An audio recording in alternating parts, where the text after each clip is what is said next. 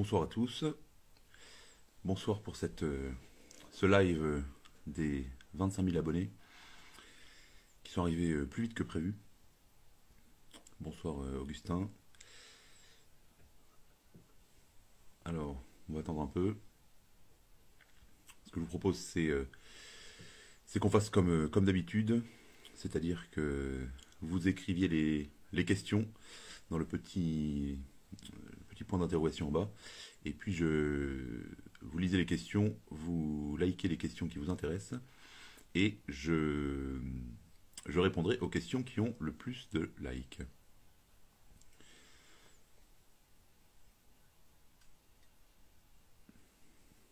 Alors n'hésitez pas à poser vos questions, soit sur les questions d'actualité, soit sur la foi.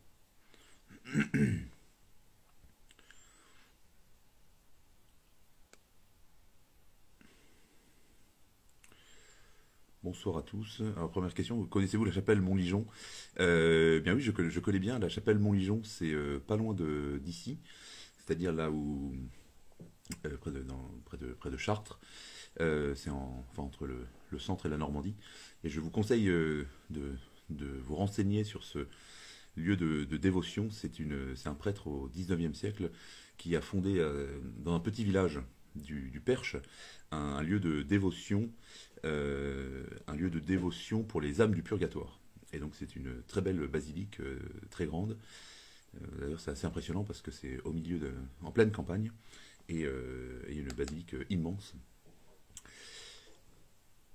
Alors, bonsoir Jean-Eudes. Alors là je suis en France actuellement, donc ni tagliatelle ni farfalle. Quand je suis en France, je mange des galettes bretonnes.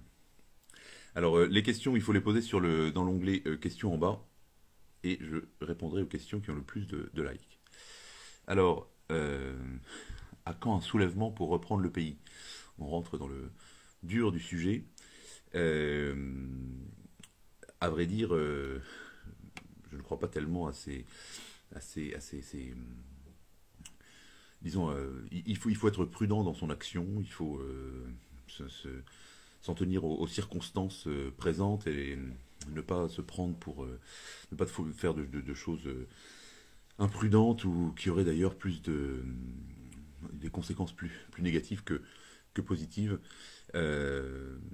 Si un jour la situation se présente de changements politiques radicaux, etc., bah, il faudra être prêt comme tout Français. Mais je ne crois pas que ce soit notre rôle de se lancer dans des choses imprudentes. Alors, une autre question. Quelles études avez-vous faites? Avez-vous fait? Alors ça c'est plus simple, une question plus simple. J'ai fait pas mal d'études, puisque j'ai fait 20 ans d'études après mon bac. J'ai étudié d'abord les mathématiques. J'ai fait un master de mathématiques à l'université. Donc j'ai étudié pendant 5 ans les mathématiques. Je suis spécialisé dans la logique mathématique. Et puis, comme ça m'ennuyait un petit peu, je me suis ensuite lancé en même temps, dans la philosophie. Et donc j'ai étudié aussi la philosophie. D'abord tout ça à l'université de Rouen. Et puis ensuite je suis monté à Paris. Et donc j'ai étudié la philosophie. J'ai fait aussi un master de philosophie. Et puis ensuite je suis rentré au séminaire quand j'avais 24 ans. Donc j'ai étudié la philosophie, la théologie. Et puis après mes études au séminaire, j'ai fait des études supérieures en théologie, donc aussi un master en théologie. Et puis ensuite j'ai terminé un doctorat de philosophie. Donc voilà, j'ai pas mal de diplômes. Bonsoir Baptiste. Je vois que Baptiste est présent. Oui, mathématiques et philosophie, exactement. C'est très complémentaire. D'ailleurs, dans l'Antiquité, tous les grands philosophes étaient mathématiciens, hein. C'est ce qui était écrit sur le portique du temple de Delphes, si je ne me trompe pas, non, sur le portique de l'Académie de Platon. Nul n'entre ici s'il n'est géomètre. Alors, je vous rappelle qu'il faut poser les questions dans le petit onglet questions, et je répondrai aux questions qui ont le plus de mentions j'aime. Alors, ensuite, bonsoir. Un mot sur la préface que vous avez écrite dans le livre de Baptiste Marché, Instinct primaire. Effectivement, certains ont vu cela. Baptiste a écrit ce livre, Instinct primaire, et il m'a demandé d'en écrire la préface. J'étais très, très honoré et j'ai essayé de faire ça de façon un peu humoristique, de répondre aux critiques qui risquaient de ne pas manquer. Euh, Ce que j'ai essayé de dire dans cette préface, enfin je vous invite à acheter le bouquin et à lire la préface, ce que j'ai dit c'est que, ce que j'ai essayé de dire c'est que finalement Baptiste Marché, de façon assez étonnante, est un grand apôtre. Euh, Évidemment c'est sans doute pas l'image qu'on se fait du saint ou encore moins, encore moins un petit ange, mais néanmoins il joue un grand rôle dans le retour à la foi de beaucoup de monde aujourd'hui, beaucoup de jeunes aujourd'hui, et donc c'est très intéressant, très important. C'est laïque qui parle de Dieu, qui parle de la foi, qui parle de l'importance de la foi catholique, non seulement non seulement au niveau social et politique en France, mais surtout au niveau personnel. euh, Au niveau personnel. Alors, Romain, Alexandre et Armel, j'imagine, vont commencer une tartiflette. Donc ils me saluent et bonne tartiflette. Donc voilà, je vous conseille d'acheter ce livre. C'est vraiment Baptiste Marché tel qu'il est. Il raconte sa vie, il raconte comment il est arrivé là où il est, ce qui le motive, etc. C'est assez drôle. C'est vraiment dans son style. Et donc voilà, j'ai écrit cette préface parce que je pense que c'est important d'encourager tous ces gens comme Baptiste Marché, Papacito, Julien Rochedy, qui, eh bien, qui se rendent compte, qui réalisent l'importance de la foi catholique pour notre société. Alors, question suivante.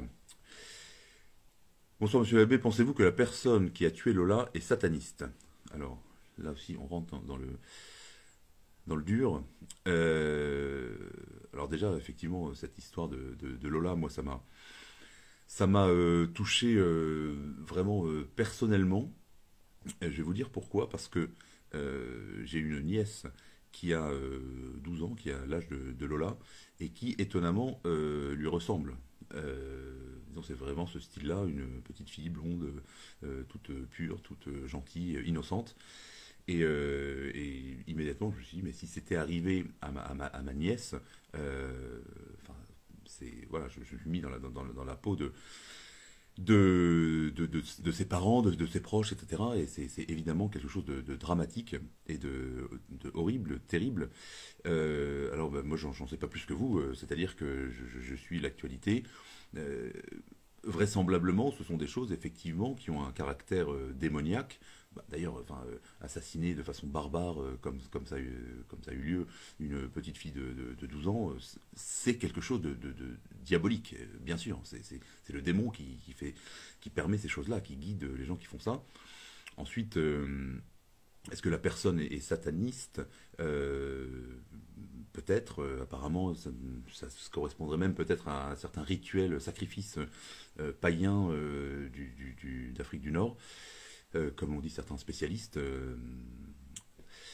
Si vous voulez, c'est terrible, hein, c'est dramatique, c'est horrible, euh, mais finalement, quand la société se dégrade, comme ce qu'on constate aujourd'hui, eh bien, on retourne à la barbarie.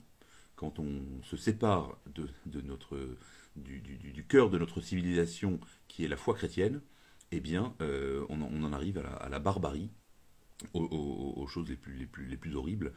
Et donc, il est urgent d'ouvrir les yeux, de se réveiller, de se dire qu'on doit revenir à ce qui a fait des siècles et des siècles de civilisation, à savoir principalement la foi chrétienne. J'essaie de répondre rapidement aux questions, donc je passe. Euh, alors, on passe d'un sujet vraiment à l'autre. Il y a une question. Les bébés morts sans baptême peuvent-ils être sauvés si on prie fort pour eux? Alors ça, c'est une question théologique très complexe. Ce qui est sûr, c'est que Dieu veut notre bien. Et Dieu crée les hommes pour qu'ils aillent au ciel. Donc, les bébés morts sans baptême, alors pour ceux qui ne connaissent pas toutes Les implications de cette question, c'est que Jésus-Christ lui-même dit que pour être sauvé, il faut être baptisé. Alors, l'Église nous enseigne qu'il y a 3 types de baptême. Il y a le baptême de sang, donc ceux qui meurent comme martyrs pour la foi ou pour la vertu, eh bien vont au ciel parce qu'ils ont le baptême de sang. Ensuite, le baptême d'eau, donc ça c'est le baptême, le sacrement du baptême tel que vous le connaissez, tel qu'il est pratiqué chez les chrétiens évidemment. Et puis ensuite, il y a ce qu'on appelle le baptême de désir, c'est-à-dire celui qui aimerait être baptisé. On imagine par exemple celui qui décide de commencer la formation pour être baptisé, qui mourrait avant le jour du baptême. Eh bien évidemment, il est sauvé par ce désir du baptême. Et les théologiens, depuis très longtemps, au Moyen-Âge, enfin, toute la tradition théologique, nous enseigne que ce baptême de désir, eh bien, il peut être même parfois inconscient. C'est-à-dire qu'il peut ne pas être exprimé. Et c'est pour ça, c'est grâce à ça, que même un musulman, un bouddhiste, quelqu'un qui n'a pas accès à la foi catholique, peut être sauvé. En d'autres termes, cela consiste à dire que quelqu'un qui mourrait sans être baptisé, eh bien, si on lui avait proposé le baptême, si un prêtre lui avait proposé le baptême, eh bien, il l'aurait accepté. Si on lui avait parlé de Jésus-Christ Sauveur, eh bien, il aurait dit, bien sûr, c'est ça que je veux, à savoir que Dieu vienne me sauver pour m'amener à l'éternité. Et donc, c'est pas nécessairement exprimé. Alors, le problème des bébés qui sont morts sans le baptême, c'est qu'ils n'ont pas pu poser d'acte volontaire, ils n'ont pas pu décider d'être baptisés, ils n'ont même pas pu avoir la volonté d'être baptisés. Alors la théorie classique de l'Église, c'est que puisqu'ils n'ont pas pu même désirer le baptême, eh bien ils ne peuvent pas aller au ciel, mais évidemment Dieu ne les condamne pas. Dieu ne va pas les punir, hein, parce qu'ils ne sont pas responsables, ils n'ont pas posé d'actes mauvais, et ils ne sont coupables de rien. Donc Dieu leur donne un bonheur éternel qui est tout à fait, qui correspond à leur désir du bien, au désir du bien de tout homme. Mais parce que l'éternité que nous propose Jésus-Christ et que l'Église nous permet d'atteindre, c'est une éternité surnaturelle. Ça consiste à connaître Dieu, à vivre de la vie même de Dieu. Et cela dépasse totalement notre nature. Et donc il faut vraiment que ce soit Dieu qui nous le donne. C'est-à-dire que ce n'est pas une exigence de notre nature. Et donc c'est ce qu'on appelle la théorie des limbes. Donc les enfants qui sont morts sans baptême vont dans la tradition catholique, eh bien, ils vont au limbe, c'est-à-dire qu'ils vivent une vie de bonheur pour l'éternité, sans aucune ombre, sans aucune souffrance, évidemment. Voilà, ça c'était la tradition théologique. Ensuite, il y a d'autres traditions qui disent que Dieu peut, d'une certaine façon, le Christ peut leur donner l'accès au paradis. C'est plutôt la thèse qui est défendue aujourd'hui dans l'Église. Voilà, c'est une thèse qui est libre. Il n'y a pas voilà, l'Église n'a pas d'enseignement absolu sur cette question. Donc on peut penser aussi que les enfants morts sans baptême peuvent aller au ciel. En tout cas, ce qui est sûr, c'est qu'ils ne sont pas condamnés, qu'ils ne souffrent en rien du tout, et qu'ils vivent une vie éternelle de bonheur. Alors, question suivante. Comment m'ancrer dans la foi après un passage chaotique par l'islam? Alors, je rencontre de plus en plus souvent d'ailleurs des gens qui sont passés par l'islam.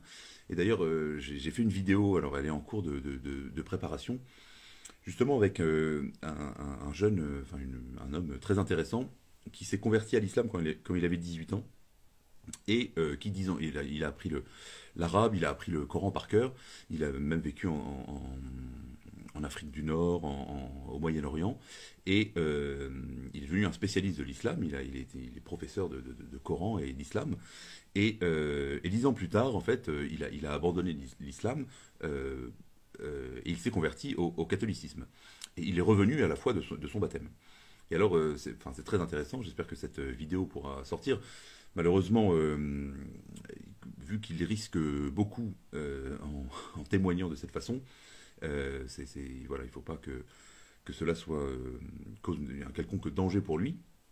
Mais son témoignage est très intéressant pour plusieurs aspects, mais moi ce qui m'a marqué, c'est premièrement qu'il il dit qu'il s'est converti à l'islam parce que dans le milieu dans lequel il vivait en France, dans une banlieue française, eh bien, les seules personnes religieuses auxquelles il avait accès étaient les musulmans.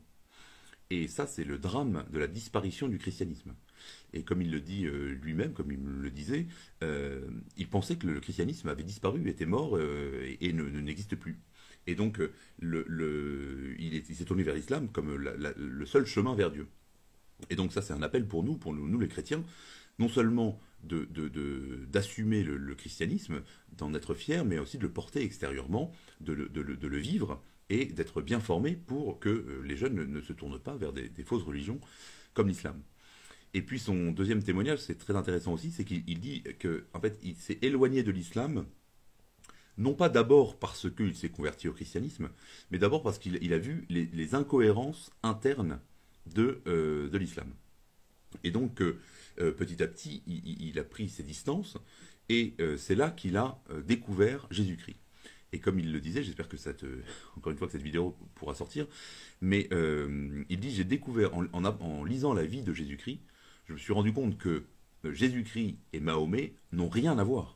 Ce sont deux personnages qui ne sont pas du tout au même niveau. Mahomet, c'est un chef de guerre qui fonde un groupe autour de lui, qui fait des conquêtes, qui tue des gens, qui se marie avec plusieurs femmes, etc. Alors que Jésus-Christ, c'est vraiment la sainteté même, c'est Dieu lui-même, c'est un discours qui n'a rien à voir avec le discours et la façon d'agir de Mahomet. Et donc voilà, comment pour répondre à cette question, eh bien, il faut revenir vers la foi chrétienne, et surtout vers une foi qui est charpentée. C'est-à-dire que la foi chrétienne, c'est une foi intelligente. Ce sont des siècles et des siècles de réflexion, d'intelligence, de raison et de cohérence. Et la foi chrétienne, on a l'impression qu'aujourd'hui, elle se résume à être tolérant et tout accepter. C'est pas du tout la foi chrétienne telle que les siècles précédents nous l'ont transmise. La foi, ce sont les saints, ce sont les missionnaires, ce sont les moines bâtisseurs, ce sont les martyrs des premiers siècles, les martyrs de tous les siècles d'ailleurs. Ce sont des personnages incroyables, que ce soit une petite fille qui donne sa vie pour l'amour de Jésus-Christ, ou que ce soit un vieillard qui est un grand sage ermite qui passe sa vie à méditer et à réfléchir sur Dieu et sur le Christ. Donc, je pense qu'il est urgent que les chrétiens, et surtout ceux qui s'intéressent à la foi chrétienne, eh bien, creusent ce qu'est la foi catholique, telle que la tradition nous l'a transmise. Question suivante. Quelle est la différence entre la FSSP et la FSSPX? Alors, ce sont des sigles un peu barbares. FSSP, pour ceux qui ne connaissent pas, c'est ce qu'on appelle Fraternité sacerdotale Saint-Pierre. Et FSSPX, c'est la Fraternité sacerdotale Saint-Pie X. Alors, bon, je ne vais pas rentrer dans toute l'histoire de ces choses-là, mais si vous voulez, la Fraternité Saint-Pie X a été fondée par un évêque français, Monseigneur Lefebvre, en 1970, qui est un évêque qui est très impressionnant, qui a vu 50 ans avant tout le monde ce qui allait se passer aujourd'hui. C'est une forme de prophète. Et donc il a formé une société sacerdotale en 1970 en voyant déjà le début de la décadence dans l'Église pour former des bons prêtres, pour former des prêtres traditionnels. Et il a été, malheureusement, il a été condamné, il a eu des oppositions, etc. Ça a été très progressif, jusqu'en 1988, où il a décidé, pour poursuivre son œuvre, de sacrer 4 évêques. Or, un évêque ne peut pas sacrer d'autres évêques sans l'autorisation du pape. Et donc lui, il a fait quand même le choix de le faire. Alors certains ont pensé que c'était une erreur, que c'est une erreur grave, et donc se sont séparés de lui et ont fondé une nouvelle communauté qui s'appelle la Fraternité sacerdotale Saint-Pierre. Qui a été, disons, reconnue par Rome, puisque Monseigneur Lefebvre, lui, a été condamné. Alors il a été ce qu'on appelle excommunié, euh, à ce qu'on appelle une excommunication ipso facto, parce qu'il y a dans le code de droit canon de l'Église, dans la loi de l'Église, eh bien, il y a une loi qui dit qu'un évêque qui sacre des évêques sans l'autorisation du pape, eh bien, est automatiquement excommunié. Monseigneur Lefebvre, lui, a toujours dit que il connaissait cette loi, mais qu'il le faisait quand même, non pas par rejet de l'Église, non pas par désobéissance, mais au contraire par esprit de survie. De la même façon que si vous conduisez dans votre voiture, vous savez très bien qu'il ne faut pas franchir la ligne blanche, parce que sinon vous prenez 4 points, je ne sais pas combien d'euros d'amende.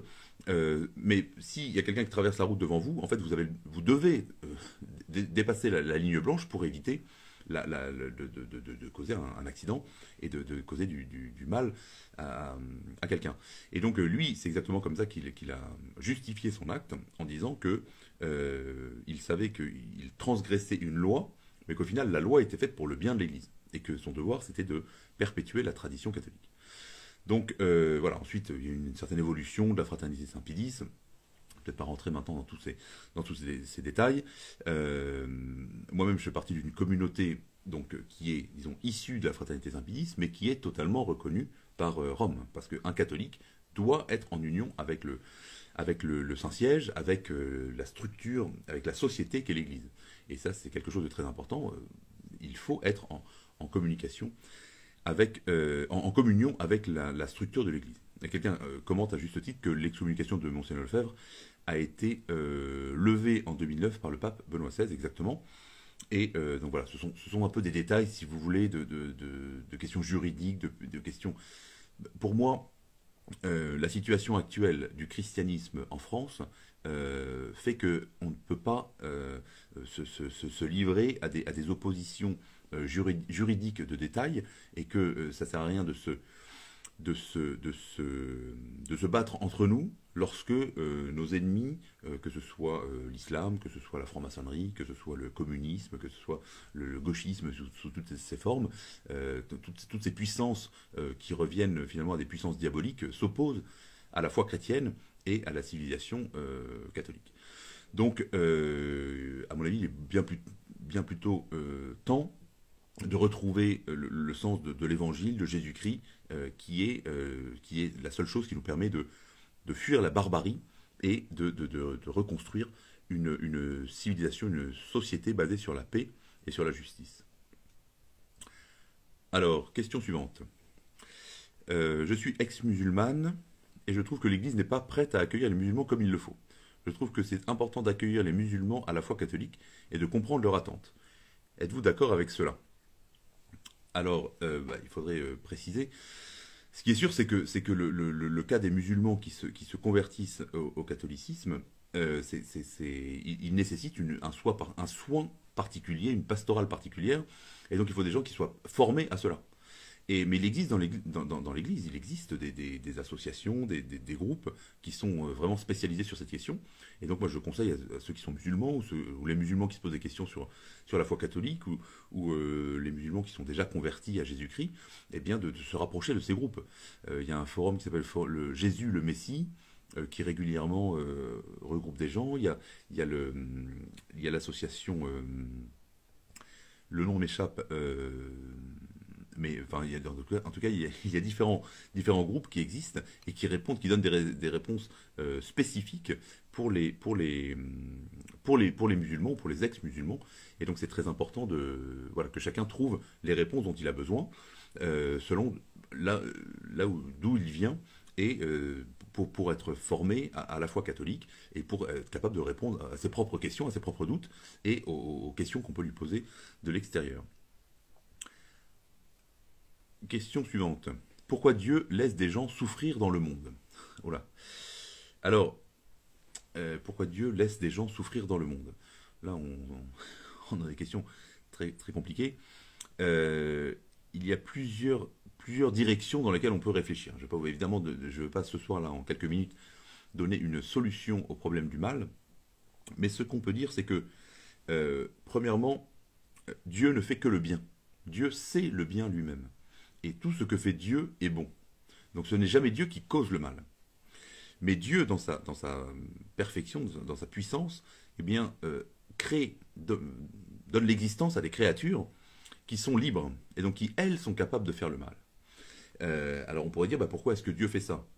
Mais parce que, un exemple très, très évident, si vous fabriquez un petit robot qui tous les matins vous dit bonjour, je t'aime, ça n'a pas du tout la même valeur qu'un être humain, un homme, une femme, un enfant, un ami, qui vous dit spontanément je t'aime ou je t'apprécie. Et donc la spontanéité, elle est nécessaire pour signifier l'amour. Il faut que la liberté, c'est ce qui rend possible l'amour. Parce que le robot, il vous aime pas. Même s'il vous dit tous les jours et qu'il vous saute dans les bras en disant je t'aime, en fait, il vous aime pas. Il est juste programmé pour le faire. Donc la liberté, c'est une nécessité, c'est une condition de l'amour. Or, la liberté, si elle est une condition de l'amour, elle est aussi, elle implique le fait de pouvoir choisir ce qui s'oppose à l'amour. Donc ce qui est le mal. Donc si vous voulez, dès que Dieu crée des créatures libres, eh bien nécessairement le mal entre dans le monde. La possibilité du mal entre dans le monde. C'est ce qui s'est passé avec les anges. Je vous renvoie vers les vidéos que j'ai faites sur les anges et les démons, sur Lucifer, que vous trouvez sur ma chaîne YouTube. Je fais un peu de publicité. Et de même que certains anges, même s'ils étaient très, très beaux, très nobles et pleins d'intelligence, ont fait le choix de se séparer de Dieu, et bien de la même façon, les hommes, tous les hommes, nous tous ceux qui sont là, vous qui m'écoutez, eh bien nous sommes capables de choisir le bien, mais nous sommes aussi capables de faire le mal. Et donc le mal existe dans le monde. Et le mal existe dans le monde, mais ce n'est pas un échec de Dieu. C'est ça qu'il faudrait développer plus longuement, parce que Dieu, précisément, une fois que le péché entre dans le monde, vous connaissez l'histoire d'Adam et Ève, qui choisissent de manger la pomme, de manger l'arbre, en tout cas le fruit de l'arbre du bien et du mal, de la connaissance du bien et du mal. Donc ils se prennent pour des dieux, inspirés par le démon. Ils veulent se faire l'égal de Dieu. Et le résultat, c'est que en fait, ils deviennent eux-mêmes les esclaves du mal qui rentre dans le monde. Et donc, Dieu non seulement ne les abandonne pas au mal, mais de plus, il leur donne la solution. C'est-à-dire qu'il leur promet un rédempteur, un sauveur, qui va les délivrer du mal pour les réconcilier dans l'éternité avec Dieu, c'est-à-dire qu'il va leur redonner le bien pour lequel ils étaient faits. Ce rédempteur, ce sauveur, c'est bien sûr Jésus-Christ. C'est Dieu lui-même qui se fait homme et qui vient sauver l'humanité. Donc, finalement, je résume, finalement, même si le mal est toujours un drame, et surtout la souffrance quand le mal est subi, etc., eh bien, Dieu nous permet de donner un sens au mal. Jésus-Christ qui souffre et qui meurt sur la croix, eh bien, il nous enseigne que finalement, Dieu est plus fort que le mal, Dieu est plus puissant que le mal, et que la seule solution au mal, eh bien, c'est de s'unir à Jésus-Christ pour être sauvé du mal. Et donc, je vois quelqu'un qui dit, mais pour la souffrance physique comme la maladie, bien sûr, alors il y a le mal causé, là c'est le choix dont je parlais, de la liberté, celui qui décide de faire le mal, mais il y a aussi le mal subi, qui est la souffrance qui découle qui découle de la présence du mal dans le monde. Et bien cette souffrance, par son incarnation, Dieu, parce qu'il est passé par tous les stades de l'humanité, par la souffrance, le doute, l'injustice, la trahison, enfin tous les maux qui peuvent exister dans l'humanité, par les souffrances physiques, les souffrances morales, les souffrances intérieures, et jusqu'à la mort, eh bien, il a vécu tout cela pour que jamais personne ne puisse lui dire tu ne sais pas ce qu'est souffrir. Pour que jamais personne ne puisse dire à Dieu tu ne sais pas quelle est la souffrance que je subis. Eh bien, Dieu s'est fait homme pour connaître cette souffrance et pour sauver cette souffrance, pour résoudre cette souffrance et pour nous mener jusqu'au ciel, pour nous extraire du mal et pour nous réconcilier. Alors dans l'éternité, effectivement, pas dans cette vie. Dans cette vie, c'est comme on dit dans la prière, c'est une vallée de larmes. On dit dans le Salve Regina, c'est une vallée de larmes. Et dans cette vie humaine terrestre, à cause de nos limites humaines, de nos imperfections et puis de notre limite charnelle d'ailleurs, eh bien, il n'y a pas de perfection dans le bien. Mais nous sommes appelés à vivre dans l'éternité, au ciel, dans une perfection absolue. Et là, évidemment, il n'y aura plus ni souffrance, ni douleur, ni incompréhension, ni injustice, ni aucune forme de mal. Alors, je passe à la question suivante. Je rappelle qu'il faut poser les questions dans la petite bulle et puis mettre des mentions j'aime pour que les questions montent et que je réponde à celles qui ont le plus de mentions. Alors, question de Zazageli. comment aider un ami homosexuel à rencontrer Dieu, sachant qu'il veut vraiment aller à la messe? Alors, ça c'est encore une vaste question. Et d'ailleurs, j'ai préparé aussi une vidéo avec une personne qui a écrit un ouvrage. C'est quelqu'un qui s'appelle Gaëtan Poisson, qui a écrit un livre qui s'appelle L'homosexualité au risque de la foi. Et c'est très intéressant. J'ai fait cette vidéo, on a tourné la vidéo hier, donc elle va sortir dans quelques semaines.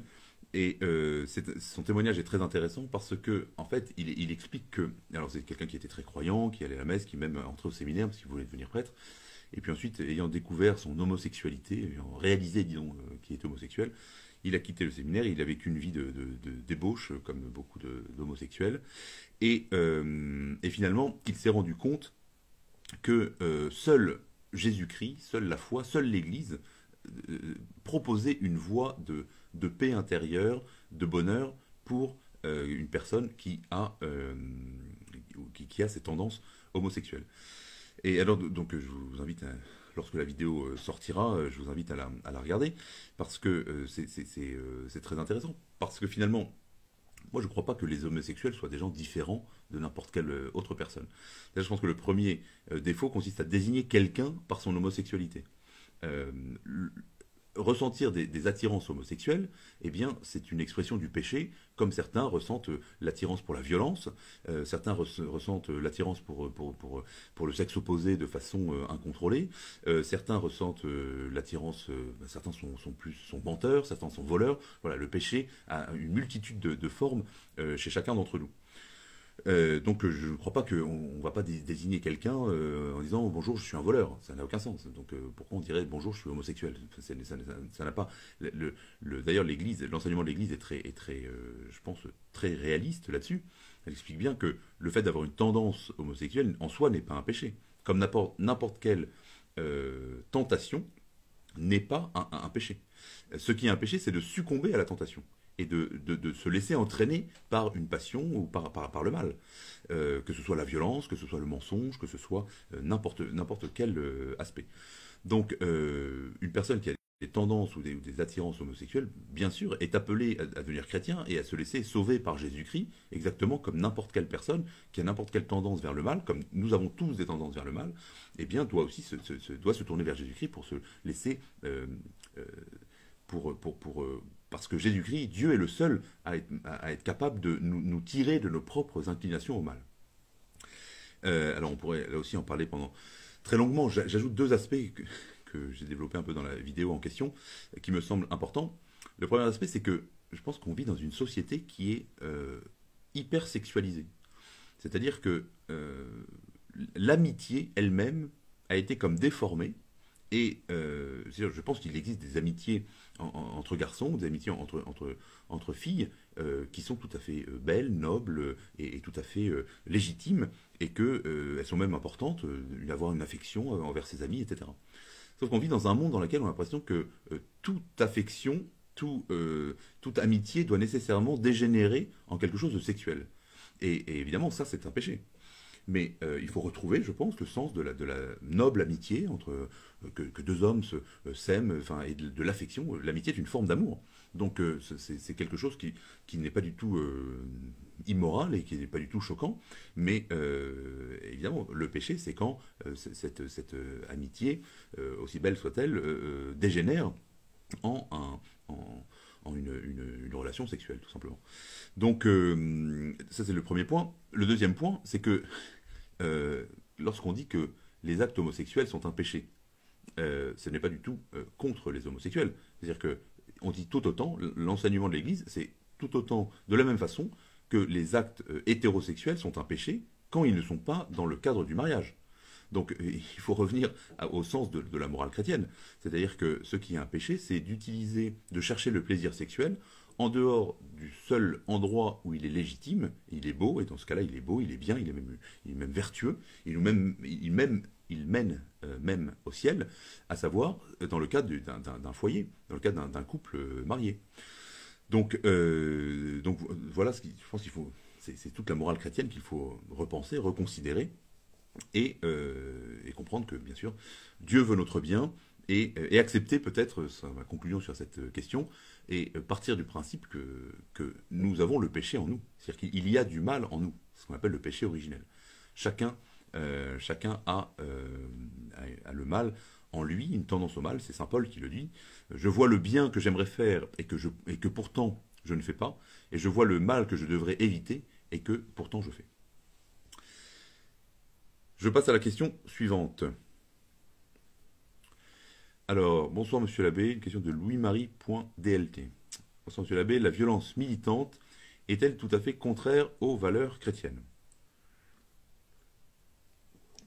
Alors, bonne question. Je pense qu'il faut faire une distinction essentielle entre violence et force.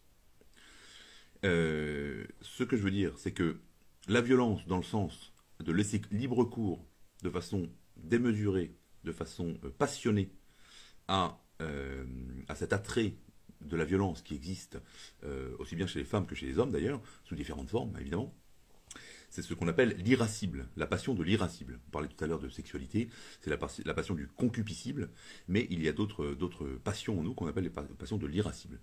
Et là, c'est un péché aussi. C'est-à-dire que quand je rencontre quelqu'un que j'aime pas, lui foutre une baffe parce que je suis énervé, c'est un péché, évidemment. Euh, Par contre, donc ça c'est la violence. Par contre, la force, c'est une vertu. C'est une vertu chrétienne, mais c'est même déjà c'est une vertu naturelle. Déjà chez les philosophes grecs, chez Platon, chez Aristote, la force est une vertu, même une des vertus cardinales. Il y a 4 vertus principales chez l'homme, la prudence, la tempérance, la justice et la force. Et la force, elle a 2 aspects. Elle est d'une part ce qu'on appelle l'agrédie et le soustinéré. Le soustinéré, donc c'est l'aspect de la force qui consiste à être capable d'encaisser le mal et de ne pas se laisser déstabiliser, de ne pas se laisser victimiser, on dirait aujourd'hui, par l'agression. Et puis, l'agrédie, c'est la capacité de combattre pour quelque chose de bien. Et ça, c'est une vertu, évidemment. Prenons un exemple tout simple. Vous êtes un bonhomme, un costaud, là, qui fait de la muscu, là, comme on en voit plein de nos jours. Si vous voyez quelqu'un qui se fait agresser, non seulement vous pouvez intervenir, mais même vous devez intervenir. Et si vous n'utilisez pas votre force pour soutenir le faible, le pauvre, l'enfant, la femme, la personne qui se fait agresser, en fait, vous faites coupable, vous faites complice du mal qui est commis. Donc, dans certains cas, évidemment, la force est nécessaire. Alors, il faut que ce soit une force proportionnée, une force réfléchie, donc, parce que les passions en elles-mêmes ne sont pas mauvaises. Les passions sont mauvaises si elles sont mal utilisées. Donc la force doit être utilisée pour le bien, pour faire le bien, soit pour se défendre, ou défendre ceux dont on a la charge, c'est-à-dire sa famille, ses proches, son pays, son peuple. Bien sûr, on a besoin de force pour réagir lorsqu'on est agressé. Si on se fait envahir par des envahisseurs, eh bien c'est le devoir de n'importe quel citoyen de lutter contre l'invasion. Prenons par exemple les Allemands qui envahissent la France pendant la Première Guerre mondiale. Eh bien, c'était le devoir des Français, évidemment, des catholiques et des chrétiens, de lutter contre cette invasion. Et jamais personne n'aurait dit, comme disent certains chrétiens de façon complètement absurde aujourd'hui, ah non, mais il faut voir, vous savez, il faut être tolérant, etc. Vous imaginez les Allemands qui envahissent le pays, vous imaginez un prêtre dire, ah non, non, vous savez, il faut être tolérant, il faut être dans la paix, il faut pas répondre à la violence par la violence, il faut plutôt les laisser nous envahir. Mais pas du tout.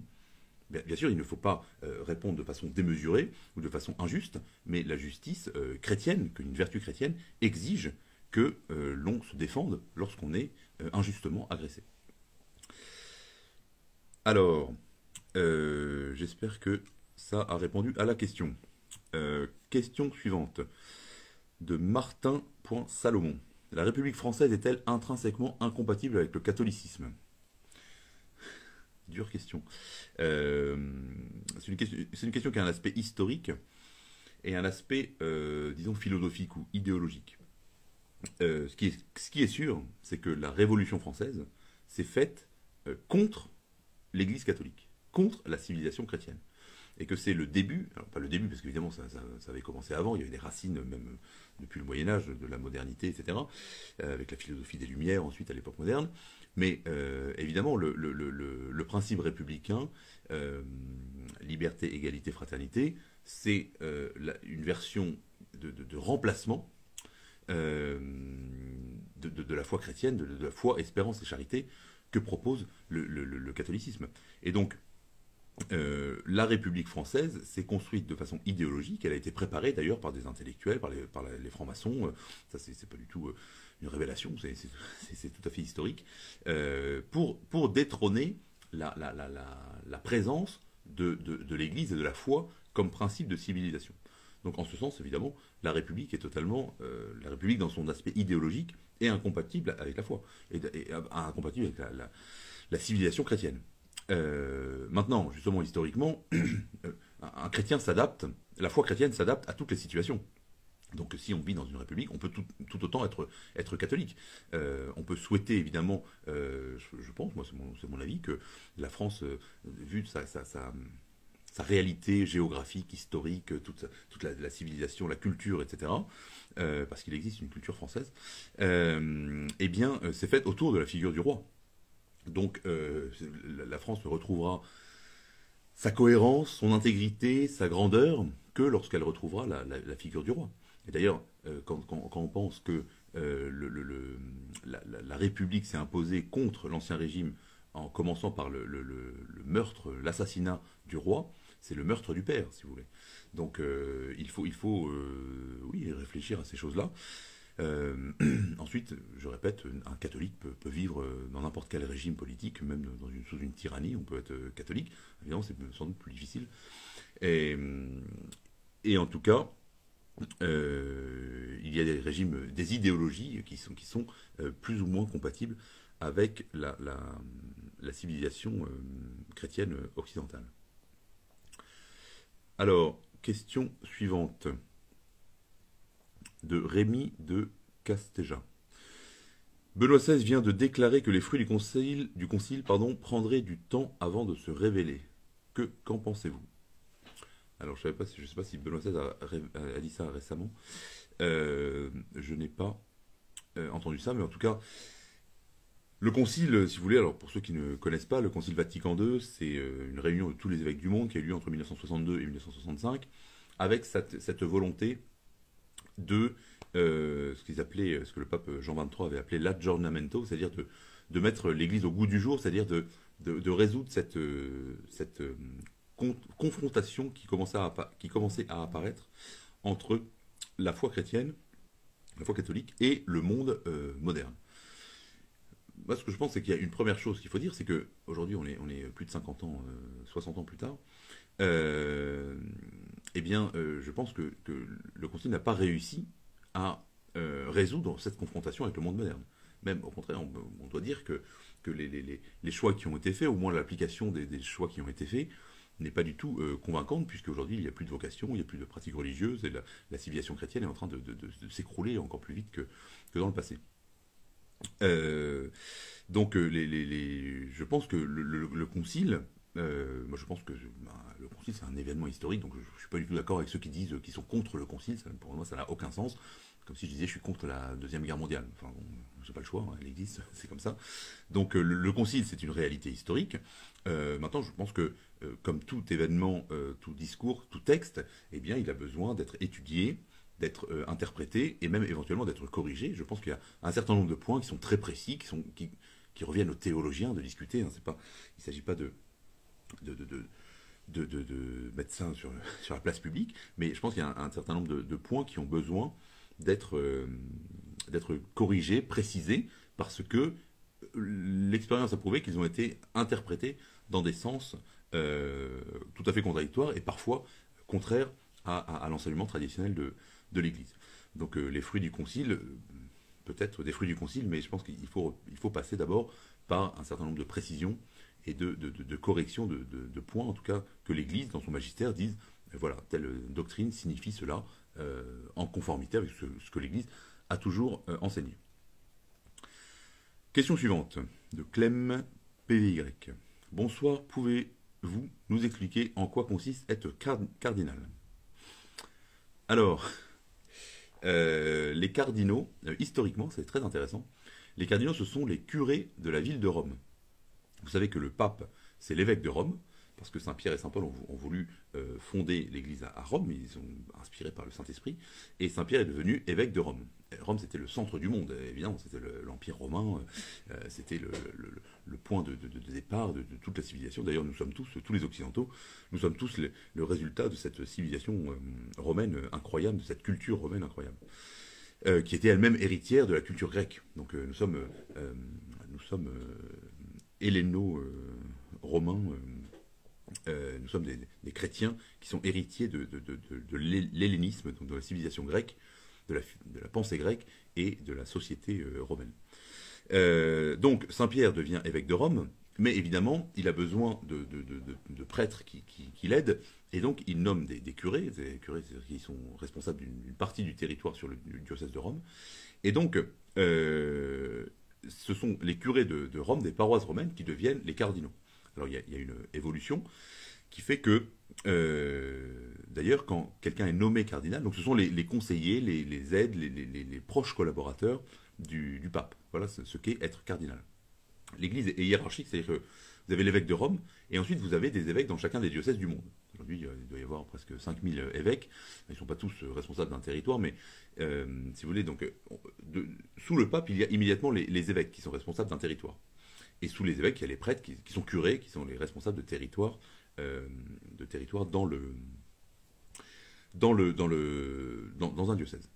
Les cardinaux, eux, n'entrent pas directement dans cette hiérarchie, mais ils sont comme les princes de l'Église, ceux qui sont nommés par le pape pour l'aider et le soutenir.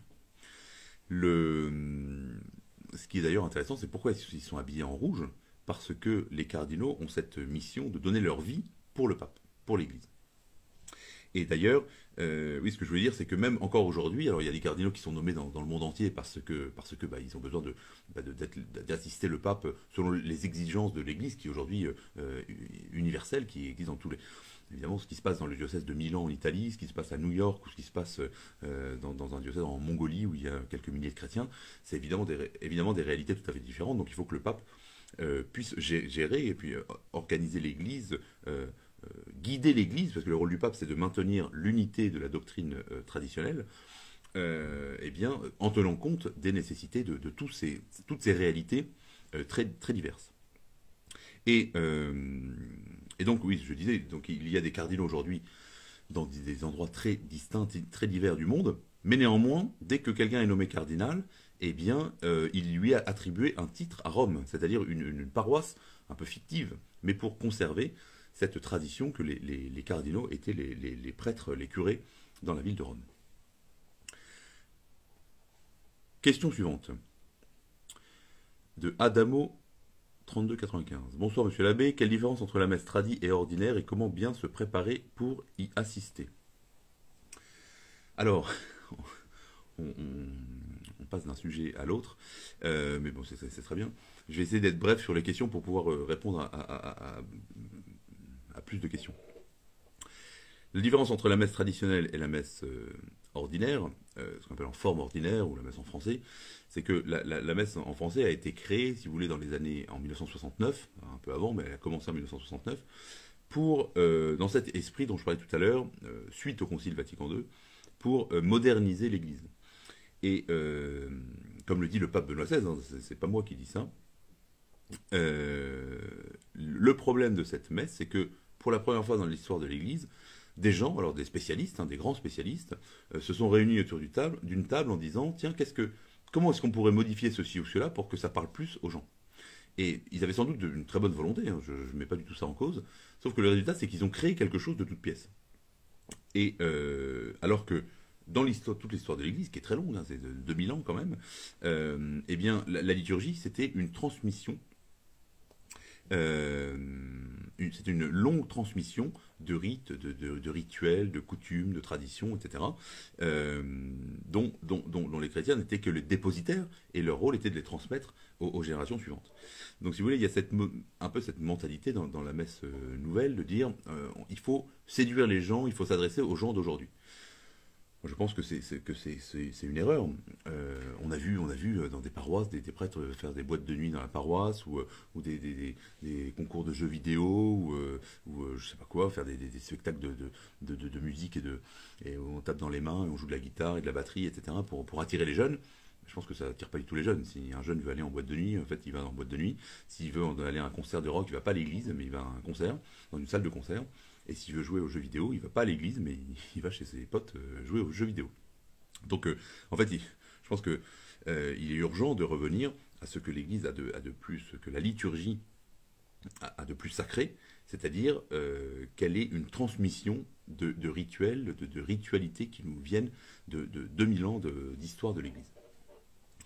Alors, je n'ai pas tellement répondu à la question, je crois, parce que la différence, évidemment, c'est que, disons, de façon visible, de façon immédiate, dans la messe traditionnelle, le prêtre est en tête des fidèles. Alors les gens disent il tourne le dos aux fidèles, mais pas du tout. C'est-à-dire qu'en fait il est en tête et il guide les fidèles.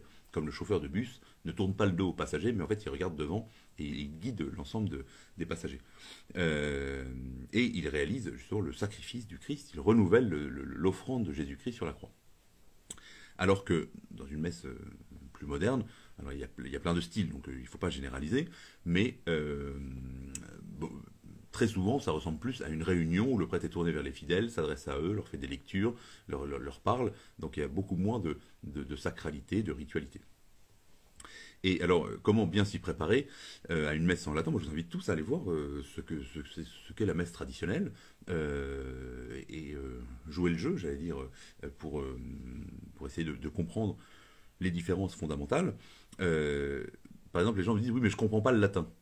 Mais c'est évident. Mais en fait, les gens qui assistent à la messe en latin ne comprennent pas le latin. Donc, il ne s'agit pas de comprendre. Parce que précisément, si la messe est en latin, c'est parce que c'est une langue sacrée qui est réservée à Dieu. Et qui est la langue officielle de l'Église, c'est toute l'Église, dans tout ce qu'elle a d'universel, qui s'adresse à Dieu. Donc les textes de la messe ne sont pas faits pour être compris, mais ils sont faits pour être une prière adressée à Dieu. Donc, donc parce que je vois un commentaire auquel je vais répondre, parce que quelqu'un dit, donc ça veut dire que je n'ai pas la foi si je vais dans les messes modernes. Non, pas du tout, ça n'a aucun rapport, c'est pas du tout ce que j'ai dit. Je dis simplement que je pense que la messe traditionnelle exprime mieux, de façon plus traditionnelle, plus sacrée, la réalité de ce qu'est la liturgie et la réalité de la messe. Ça ne remet pas du tout en cause la foi de ceux qui vont aux messes en français, aux messes modernes, évidemment.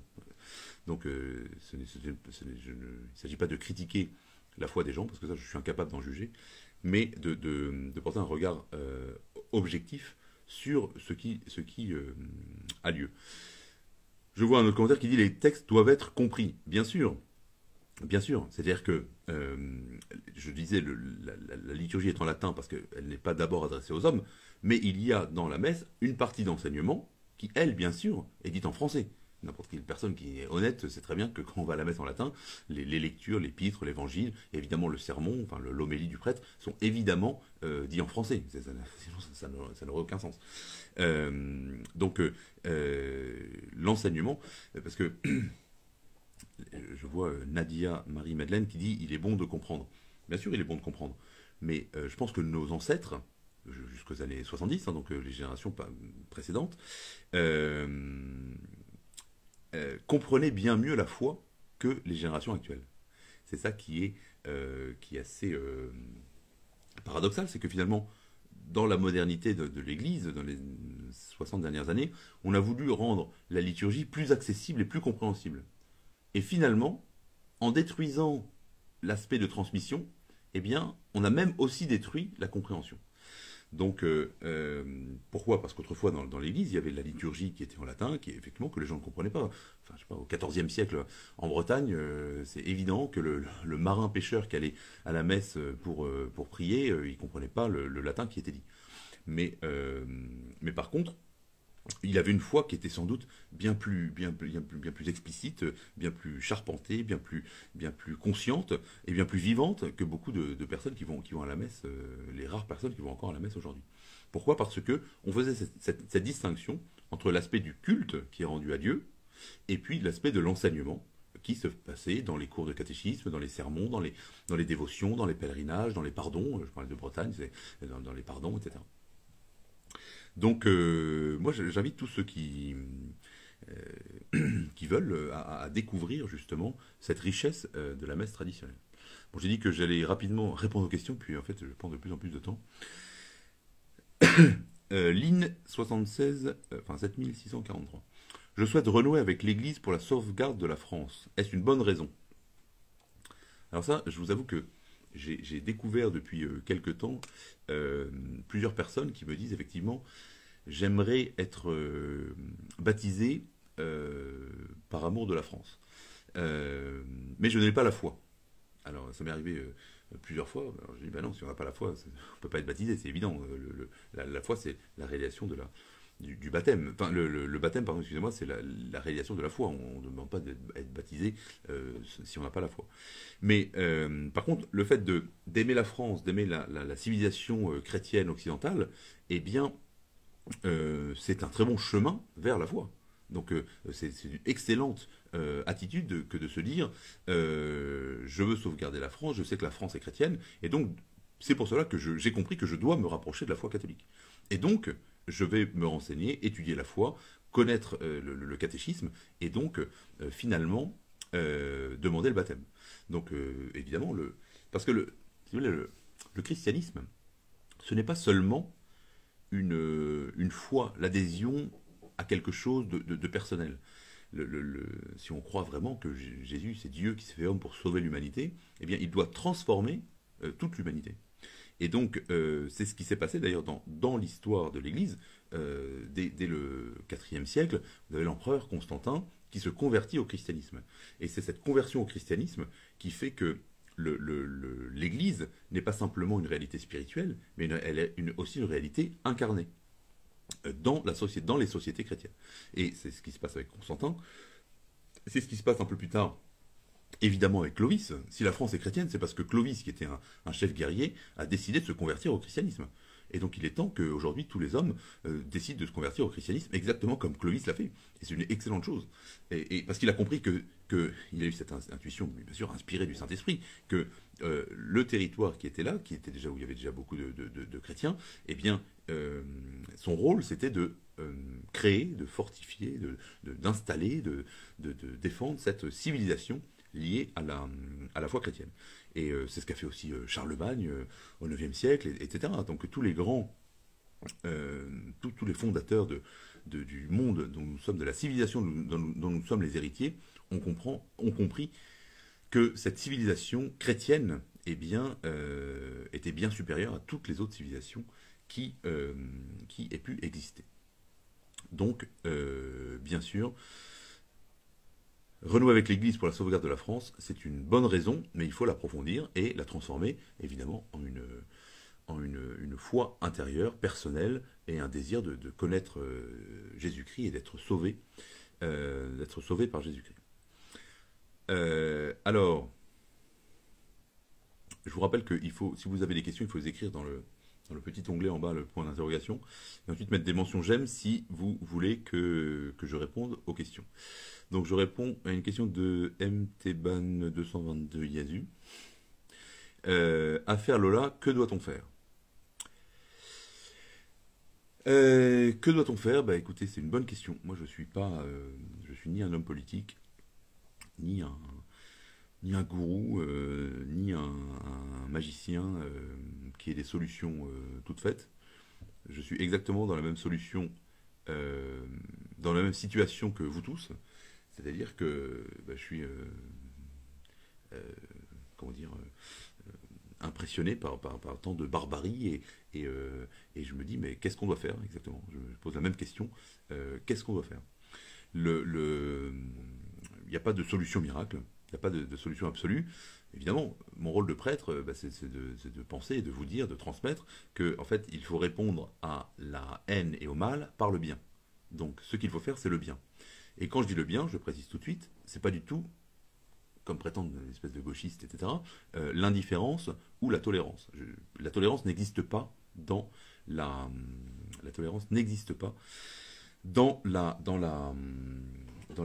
l'évangile. Alors attendez, parce que ça me dit 20 secondes restantes. Je sais pas si c'est la batterie ou quoi. Ou parce que... Ah non, c'est pas une question de batterie. Peut-être que le direct s'arrête désormais. Donc il reste 5 secondes. Et bien, écoutez, je vous dis au revoir parce que ça va.